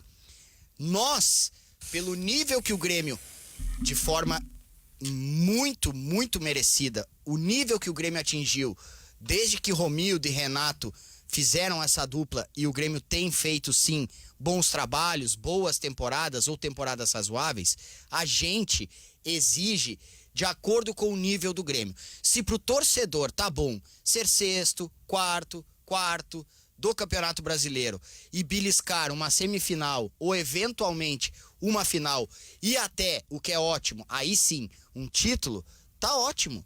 Aí não precisa ficar bravo com a gente, só discorda, ok? Tu acha que tá ótimo tudo que o Grêmio tá fazendo. Ontem eu até discutia com um amigo meu no Twitter, ele é de Osório, e ele falava, pra mim é ótima a temporada. Eu discordo. A temporada do Grêmio, se fosse com a camisa e o escudo, vou dizer de novo, do Goiás, do Bahia, seria excelente com todo respeito a esses clubes. Porém, nós nos acostumamos, e acredito que muitos gremistas também, a ver o Grêmio no alto nível. E a gente, partindo desse alto nível, quer ver mais. Quer mais do que sexto lugar, mais do que quarto. E não é terminar o campeonato nessas posições, que depois dele até não, tá beleza.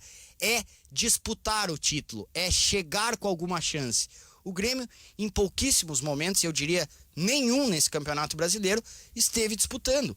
E chegou sim à final da Copa do Brasil. Foi eliminado como? Da Libertadores. Com uma goleada, um domínio amplo do seu adversário nas quartas. Então, a gente só critica porque a gente acha ou espera, talvez os errados sejamos nós, a gente acha e espera que o Grêmio pode mais. Talvez isso seja o ápice do Grêmio.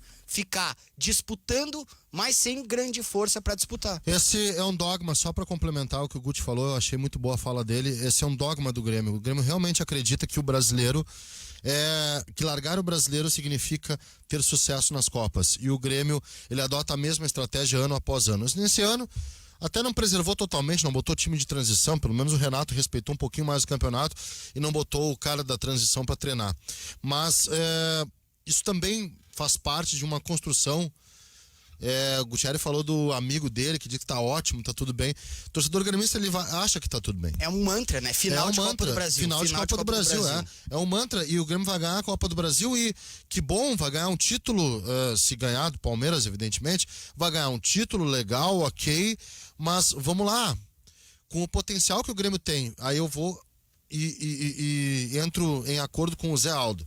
Com o time que o Grêmio tem, com os valores que o Grêmio tem, o Grêmio não era pra estar jogando mais? Pergunta é essa. Jogando, tô falando, como diria Julinho, Camargo, algumas vezes, porque as pessoas trocam de vocabulário de tempos em tempos, ele trocou lá o moçada por, como diria Julinho Camargo, performando mais, jogando mais, tendo desempenho melhor. O Grêmio não era pra estar fazendo isso. O torcedor tá contente? Antes que o torcedor diga, por mim pode ganhar de 0-0 jogando mal, eu quero taça. A taça não veio ainda, tá, torcedor? E uma taça que poderia vir é a do brasileiro. O Grêmio deixou de competir o Campeonato Brasileiro.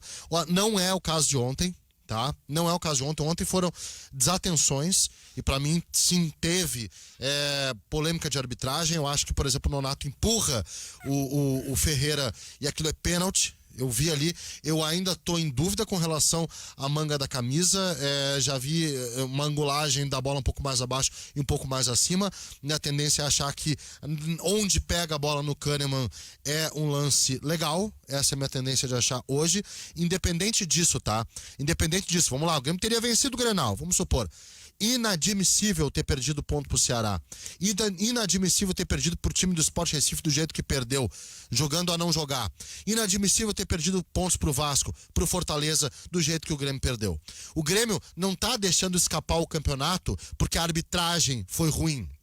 Não, isso é discurso e mais uma cortina de fumaça, como tantas outras o Grêmio lançou. Aliás, o Grêmio, na visão do próprio Grêmio, é perfeito. E na visão do próprio Renato, ele nunca errou na vida. O Grêmio não ganhou do Fortaleza. O Renato, ele se endeusa porque o torcedor, que é meio, não é passional, que é meio, enfim, meio tolo. O torcedor é tiete do Renato. Não todos, está mudando, endeusa. Está mudando bastante. Renato não é Deus, eu queria dizer isso para o torcedor. Ele também erra. E nesse campeonato, torcedor, você vai se contentar com a Copa do Brasil? Deixa eu te dizer uma coisa. Você poderia estar esperançoso e com expectativa de ganhar um brasileiro. E isso não aconteceu por conta do Renato, aquele que tu endeusa. Escolhe, tu vai endeusar o Renato, que por projeto tira a capacidade que o Grêmio tem de competir em todos os campeonatos, ou vai atribuir ao Renato um caráter humano de bom treinador, de maior ídolo, de grande figura e de muito responsável por tudo que aconteceu no Grêmio, mas que também erra. Entre os erros está deixar de competir no Brasileirão. Escolha o Grêmio ou o Renato, às vezes, né? Quer comemorar a taça ou quer comemorar a estátua? Ou ficar de joelho na estátua? Escolhe. Bom, meio-dia, 36 minutos, 12h36, o Ganhando o Jogo tá de volta, sempre para o Banco Banrisul. Precisamos manter os cuidados durante o verão, por isso fica a dica. Use o app Banrisul Digital para resolver o que quiser, sem precisar sair de casa. Vou atender alguns recados dos ouvintes. Fala, Guimarães. Só rapidinho, tá? Colocar que de novo a bronca quando eu atribuo algo ao torcedor. Quando eu digo tolo, é no sentido de realmente... Como é que eu vou te dizer? Tiete, ou digamos, se contentar em situações... Mas, ô Guimarães, olha só. Que poderia ser melhor, entende? Mas deixa eu dizer uma coisa, é claro que as nossas redes sociais são as nossas próprias bolhas, tá? Não pode não reproduzir a opinião da maioria. Mas eu tenho percebido o torcedor do Grêmio muito mais consciente em relação a isso. Mais ou menos. Eu tenho percebido muita gente que antes passava pano pro Renato, começar agora... O que eu tenho recebido de recado, e acho que vocês também, de pá, Oliveira, tu tava certo, tu tinha razão. Não é daquele jeito. Quando o Renato ficava naqueles discursos prontos, aquelas frases surradas, eu dizia, não é assim, Não é por aí. Antes eles viam, secador, Colorado, Renato Deus, não sei o quê. Agora, o que eu tenho recebido de recado, Oliveira tinha razão. Tu tá certo. É verdade. Agora eu tô vendo. Cristiano, não é pouca coisa. O Renato falou depois do jogo contra o Atlético que o momento do Grêmio é espetacular. Melhor time do Brasil. Eu sei que é um futebol do Brasil. É um esforço falou retórico contra o Vasco, dele, isso, não é uma futebol do Brasil. narrativa. Mas sabe, fora da realidade. Então, já que... e outra coisa, né? A gente critica o Renato porque acha que tem que criticar, acabou. Não tem problema nenhum. Eu só acho esse endeusamento, essa coisa meio, assim, como o Gutierrez falou, fora da realidade, uma coisa um pouco, assim, tola, foi o que eu arranjei pra falar, porque é engraçado como uma figura, ela causa, assim, um frenesi tão grande ao ponto do cara concordar com os erros da pessoa. Não, ele tá errando, mas ele tem estátua, então pau em vocês que criticam ele. Vocês sabem que eu sou fã dos filmes Tropa de Elite 1 e 2. Capitão Nascimento é um modelo de homem. No Tropa de Elite 1... Mas eu prefiro ele Narcos, não? Não, eu prefiro Tropa de Elite. No Tropa de Elite 1, pra quem assistiu, tem um momento que ele sobe o morro para passar o traficante baiano. Passar é buscar e matar o traficante baiano, que teria matado um colega lá, um PM. Mandou matar o amigo dele. E aí ele vai e arrebenta a boca da burra na truculência mesmo e vai passar o baiano. E ele não mata, ele dá a responsabilidade pro outro. Mas aí o seguinte, e quando ele tá subindo e pedalando porta de barraco de todo mundo, chega um dos colegas dele, do comando, e diz assim, não concorda. E ele diz... Sobe quem quer, vai quem quer. Não quer, pode levar esses contigo, os que eles já tinham prendido. Então, o que eu quero dizer com isso? Sinceramente, acredita quem quer. Vai quem quer. Quem não quer, não acredita. Acredita em versão oficial. Veja bem. Sim, mas a nossa observação é que muita gente vai. Não, entendeu? Está aí querendo eu não ir. sei, a gente tem uma amostragem. Agora vou pegar o exemplo, o Gutierrez Sanches. Se o Grenal acaba 1-0 o gol do Jean-Pierre, eu tenho certeza o que seria a repercussão. Falaram do Jean-Pierre que estava lá na festa, ele é um exemplo. Claro. Paulo Luz, esse é macho, que nem foi pro Tassiano e tal, aquela coisa toda. Velho, acredita quem quer. Vai quem quer. É simples. Eu não posso. A paixão do torcedor, ela é assim. Ele pode estar botando o Jean-Pierre na cruz.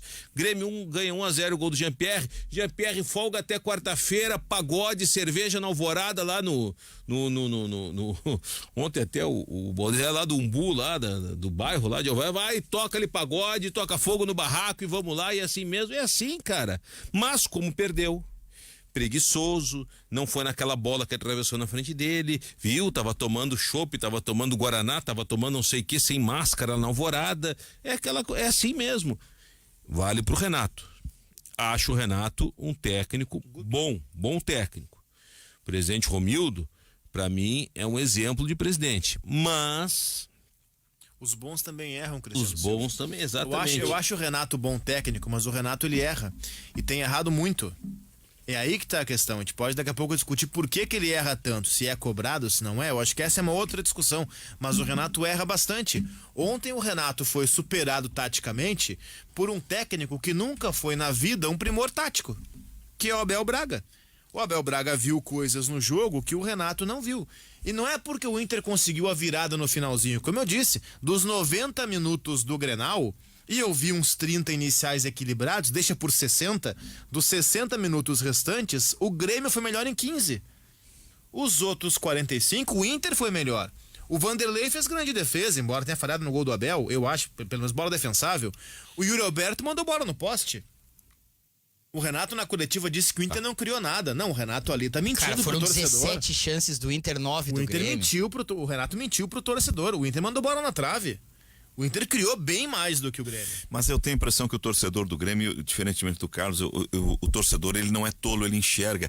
É que tem uma outra regra que preside isso. Não, eu disse que o torcedor que acredita nessas narrativas, e tem muito que acredita nessa narrativa, né, em que o Renato magoa muito a imprensa, por isso que a imprensa dá pau no Renato, que o Renato é o Deus. Esse torcedor, ele é movido por tolices e faz dele um tolo.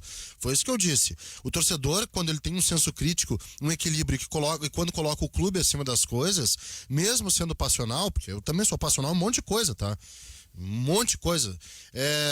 Mesmo sendo passional, eu não acho que ele seja um tolo. Eu acho que ele tá fazendo uma observação. Mas quando eu vejo o torcedor movido por movido por conspirações, teorias absurdas e coisas que fazem o contra tudo e contra todos, também entra nisso, cara. A narrativa colocada pelo Renato é a narrativa. Tem torcedor que acreditou em todas as narrativas colocadas pelo Renato. Em todas. A esse torcedor, eu tenho que chamá-lo de tolo, infelizmente. O Renato falou em eu concluí o raciocínio que o Carlos me atropelou. Eu estava dizendo assim, ó, ele enxerga. O que preside essa relação do torcedor com a instituição, do coração dele, é que ele não quer que os outros falem. Ele quer se reservar o direito de só ele poder criticar. É a teoria da mãe. Como é que é bem a teoria da mãe? A teoria da mãe é o toca seguinte. música agora. Os a teoria outros da não mãe podem falar mal, eu posso. Exato, a teoria da mãe, Zé. Eu chego o seguinte, olha só, minha mãe... Eu uso pra irmão, esse cara odeia o irmão. Beijo pra Dona Mara, que tá lá em Atlântida Sul, tá? Mas vou usar a Dona Mara, ela vai entender e vai rir do exemplo. Minha mãe tá muito chata, tá pegando meu pé, virou controladora, que é isso, aquilo. Tá querendo te ajudar, rapaz. Eu digo isso. Não, meu, é um exemplo, Zé. Um exemplo. Porra, eu não tô falando que ela é isso, tá? Tá. Minha mãe tá chata, tá me incomodando, não sei o quê, virou isso, tá muito chata. Aí tu diz o seguinte, eu concordo, tua mãe tá muito chata mesmo. Opa, não fala da minha mãe, velho. É bem assim. Tá, é a teoria da mãe. Então pode ser. É a teoria da mãe, eu posso falar, Dona Mara não é isso, um beijo pra ela, dei um exemplo de coisas, tá? Eu posso falar mal da minha mãe, mas ninguém mais pode, entendeu? Sim. É não isso. fala da minha família. Minha família é um problema meu, só eu posso criticar. E o torcedor Então, tem esse sentimento pelo time, e é compreensível, claro. Não, o torcedor, e o Zé tem aí a interatividade à disposição o tempo inteiro da rádio, e a gente tem as nossas redes sociais. Eu tenho percebido isso. O torcedor do Grêmio, em linhas gerais, alguns, muito mais do que antes, eles estão contestando as opções do Renato. O Renato, ele não é mais consenso na torcida do Grêmio, ele não é mais unanimidade. Eu não sei nem se ele é ainda a maioria daqueles que acreditam, que gostam do Renato. É óbvio, o Renato, criticar o Renato, a gente não vai fazer o Renato ser menos ídolo do Grêmio. Não vai fazer ele ser menos ídolo, nem deixar de ser estátua. E a gente compreende, o Renato é um dos técnicos que está mais tempo no seu cargo, então também toda relação tem o seu desgaste. E o Renato já viveu esse altos e baixos em outras vezes, assim, recente, que a gente lembra onde saiu do ponto que ele era incontestável, isso é crítica da imprensa, vocês odeiam o Renato é ídolo. Isso já passou, já foram tantos altos e baixos que o torcedor agora pensa, talvez por insistência, por teimosia, ele insiste. E eu vejo assim, o fato de errar, ok, é humano, todos nós erramos, mas nós temos que aprender com os nossos erros. E o Renato não parece aprender, ele parece insistir e falar assim, não, eu que sei e vocês aí, não digo, vocês imprensa, mas vocês vão ter que aceitar goela abaixo algumas escolhas que são claramente equivocadas. Ele chegou a falar assim, estão avacalhando o campeonato para falar sobre a arbitragem. De novo, eu concordo com a reclamação do Grêmio. Mas como assim avacalhando o campeonato? Não, perseguição, tá sendo perseguido. Ele trouxe uma teoria assim que, tu começa uma coletiva, colocado do Campeonato Brasileiro. Tu é o 6º do Brasileirão. Tu escala time reserva sempre que pode. Nos outros anos tinha jogos que o Renato nem ia treinar. Eu lembro de um Grêmio Santa Cruz que foi um auxiliar comandar o Grêmio. De um Grêmio Esporte, se não me engano. Teve alguns jogos que nem o Renato ia. Teve um Grêmio Botafogo, eu acho, depois do Grêmio ser campeão da Libertadores, que nem o Renato, ou da Copa do Brasil, que nem o Renato foi.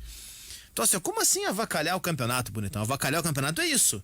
Não, e agora, porque o VAR errou, o VAR erra contra e a favor, gente. Há 2 anos, quando teve aquela polêmica do curso da CBF, que ele disse que não ia treinar porque estava no curso da CBF e ele era flagrado na praia jogando futebol e faltando as aulas do curso.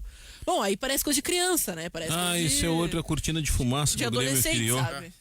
Mas isso é em 2020, né? O Renato, todo mundo em isolamento, o Renato ficou e foi jogar futebol aí na praia.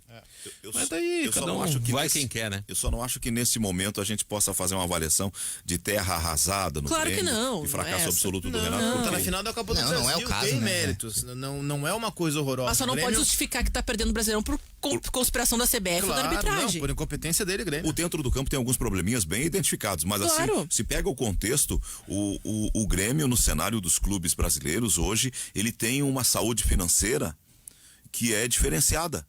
Claro, mas isso... ele tá fechando o superávit. Então é por isso que a gente sempre espera mais que Mas o aí time... não é Renato, é Romildo. Não, mas só que daí, nessa questão do Renato, a gente fala, nós temos erros pontuais que nós conseguimos diagnosticar, só que o problema é que eles já vêm sendo diagnosticados há bastante tempo, nos mesmos problemas, com as mesmas... Só que assim, não tem uma solução. E o trabalho do técnico é achar soluções. O trabalho de alguém que é gestor de uma área que todo mundo sabe que não dá certo, ele tem que encontrar uma maneira de dar certo. A gente pode dizer que tá dando errado, mas quem tem que tomar uma atitude é o Renato para melhorar isso. O meio-campo do Grêmio, Zé, não marca. Sim. Isso é culpa do Renato. Que é o grande diferencial da relação. O meio campo do Inter marca e joga. Perfeito. A bola só foi chegar no Diego Souza ontem, aos 15 do segundo tempo, quando ele voltou para buscar e trouxe o meio campo junto. Isso é Renato. Os extremas do Grêmio, nenhum dos dois funcionou ontem. Isso é Renato, isso é tática. Eu até não fui contra, muitas perguntas vieram, Renato trocou mal. Eu não acho que ele mexeu mal, acho que ele mexeu até certo, fez o que tinha que fazer, em alguns casos. Agora, se pegar o Grêmio desse ano, o Grêmio é um time com uma dificuldade física flagrante.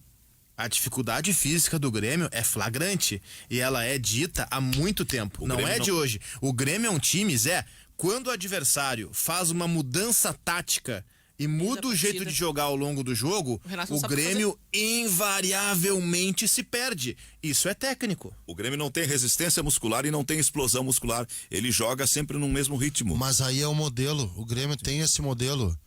Eu tô querendo sublinhar isso, porque talvez... Eu tô notando, eu quero... Eu acho que ele tem esse modelo, Guimarães, porque ele não consegue, com pernas, ter outro. Eu acho que o Grêmio tem uma preparação física muito ruim, e essa preparação física, ela não é avaliada como ruim dentro do Grêmio, porque o Renato está contente com esse nível, já que o modelo não precisa de uma preparação física maior. Ou seja, tem que trocar o modelo e a preparação física. São as duas coisas. Ou trocar a preparação física para ter outro modelo. Ou ter outro modelo em que uma preparação física mais intensa dê conta dele. Resumindo... Eu discordo de uma coisa contigo, Guimarães. Eu acho que tem que ter melhor preparação física, ainda que fosse nesse modelo. Pode ser. Mas eu acho que o modelo... Gente, vamos pegar. Quais foram as grandes atuações do Grêmio recentes? São Paulo. Fora do modelo. Mas aí que tá, mas eu não vejo, sinceramente, o Grêmio tem um modelo hoje.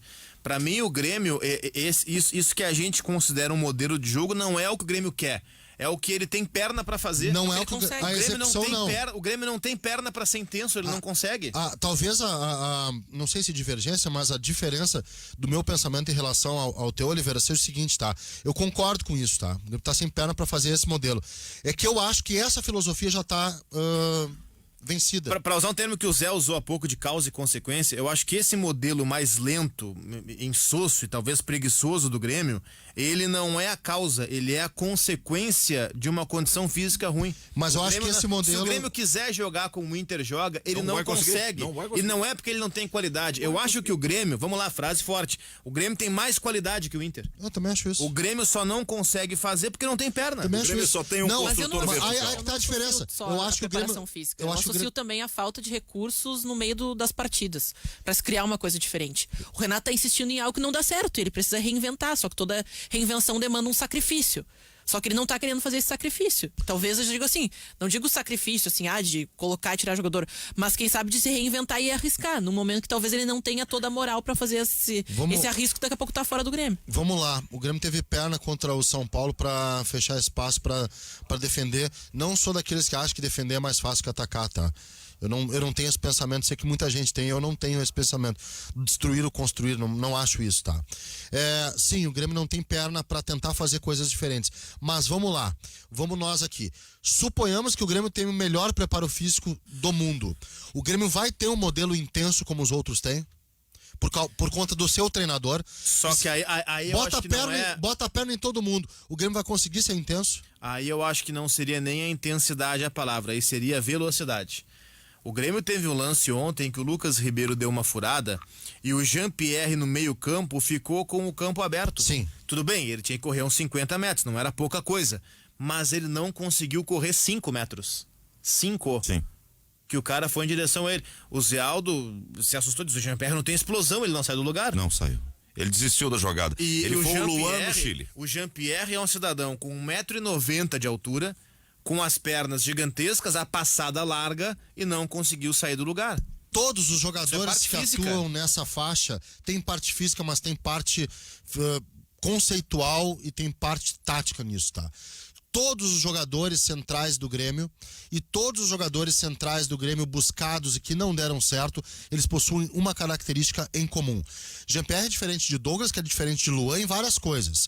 Que é diferente de Robinho, que é diferente de Thiago Neves, que é diferente de Gata Fernandes, que é diferente de um monte de louco aí que foram buscados, tá? Mas em comum eles têm uma característica, uma só. Vamos pela memória, Cristiano Oliveira. Qual o jogador contratado para ser esse 10? Qual o jogador contratado para ser esse central da linha de 3 é intenso? Nenhum. É filosófico o negócio. Intenso, nenhum. Intenso. O Luan no auge conseguiu Talvez, ser. Mas talvez. o Luan é da base, não foi buscado de fora. Mas acho que o Luan foi mais intenso como falso 9 do que como meia. Concordo, porque tinha o Douglas de meia. Então, qual deles Quais foi? foram os buscados de fora? Thiago Neves. Thiago Neves, me ajudem, Thiago gente. Neves, Robinho, Michael Gata. Suel, Robinho, Arroio, Gata Especificamente Fernandes. aquela função ali. Oi? Robinho, né? Robinho. Sim. Aquela função do 10. O né? Pinares, que pra mim foi um erro de Isso. avaliação, ele nem Nada, é Não, 10. mas intenso. esse estou, o Michael Suel também. O Arroio, o Thiago Neves, o Robinho, o Gata Fernandes, todos eles. Nada intenso. E vocês querem uma coisa... Gente, é filosófico o Exato. negócio. E quer ver um cara que muda a filosofia por característica, não é craque e foi meio que arquivado e segurou bem a conta do recado quando terceira ponta. o Isaac jogava nessa posição, não é um craque, não deve ser titular, nada disso. Ele pelo tava menos na por lista. enquanto. Mas ele tinha característica de ímpeto, que não é a que o Guimarães acabou de dizer, a preferível do modelo do Grêmio. Ele estava na lista do jogo, estava relacionado entre os 27. O ouvinte faz uma observação aqui, queria até compartilhar Só com para vocês. complementar, Zé. Por favor. O mais intenso a utilizar nessa situação tem um limite técnico, que é o Tassiano. Que é Sim. diferente. Tem um limite técnico. Ele é mais, ele vai mais. Vai o resto. Corre mais por o campo todo, É por sim. características, Vamos botar. Existe a preparação física, sim. Tem problema de perna, sim. Mas existe um pensamento no Grêmio que é um pensamento estático e que limita o time como sendo um time intenso, porque os, digamos, eixos, né? As figuras centrais, elas não são nunca intensas. Luan foi, é verdade. E o Luan, Oliveira, tinha compensação em 17 do Arthur, que naquela época era bem intenso, tá? Aquele Arthur era um jogador que servia... Pra mim era o que dava melhor intensidade. jogador do Grêmio. Exatamente, tinha essa compensação. Em 16 ele foi intenso. O Luan, como falso 9, era um jogador intenso, realmente. O Humberto diz assim: a saída do D'Alessandro fez um bem enorme ao vestiário do Inter, não pelo lado ruim, mas para terminar a eterna dependência emocional do ídolo. Por isso, insisto, o Grêmio precisa oxigenar eliminando a dependência ao renatismo e ao maiquismo. Ele quer uma retirada de um líder do vestiário, que é o Maicon, e quer a troca do treinador, que é o Renato. Porque ele acha que isso vai melhorar o ambiente do vestiário. Coitado do Alessandro. Ele era reserva do time reserva. Fez bem, saiu do Alessandro, não sei o que. Tá, e aí, o do Alessandro saiu ontem, saiu no dia 31, hoje é dia 20, melhorou, em 20 dias melhorou tudo. Então, que foi construído antes, nessa temporada. Não manda, então, segundo o ouvinte, não manda a faixa de campeão pro D'Alessandro aí. Se for campeão, né? Vladimir Stelzer, ele tá dizendo, o Abel na sua entrevista elogiou o meio-campo do Grêmio e confirmou que o Inter não fez um bom jogo. Sim. Eu falei sobre isso. Parabéns. Ele, é porque, não sei se eu... Claro que o Abel é inteligente, assim como o Renato também é inteligente. O Abel não vai dizer que o Grêmio não jogou nada, porque o Abel estaria Não vai polemizar, tirando o brilho da vitória dele. Ele tá valorizando a vitória dele. O Márcio da Vila Nova diz que concorda com o Guimarães, o Bolanhos era intenso. Esse era intenso. Cara, eu gostava do Bolanhos. E nunca conseguiu, o Renato nunca conseguiu. Renato é a famosa entrevista, né? Eu quero ajudar todo mundo, mas se o cara não quer se ajudar, não posso fazer nada. E nunca conseguiu ser encaixado de fato como um jogador útil ao time do Grêmio. Mas essa aí de eu faço todo mundo jogar, o cara tem que querer, é o famoso eu ganho, nós empatamos e vocês perdem, né? Do tipo assim, ó, se der certo eu sou o cara, se der mais ou menos, tudo bem, a gente tem parcela junto, se der errado a culpa é dele. Aí fica fácil também, né? Aí o Thiago Neves não quis, o Arroio não quis, o Bolanhos não quis, ninguém quis. O Tardelli não quis. O Milton de Campo Bom manda um meme, uma senhora com celular aqui, uma camiseta do Grêmio, e diz ele: Tardelli, que eu não tava lembrando. estão chorando aí? Aqui estão chorando. Fazendo aquela brincadeira com a outra da chuva. E o outro aqui diz: o Inter está contribuindo com o distanciamento social. Se afasta do segundo colocado. Boa. e coloca o Inter e Botafogo estão contribuindo para isso. O Inter para cima e o Botafogo para baixo.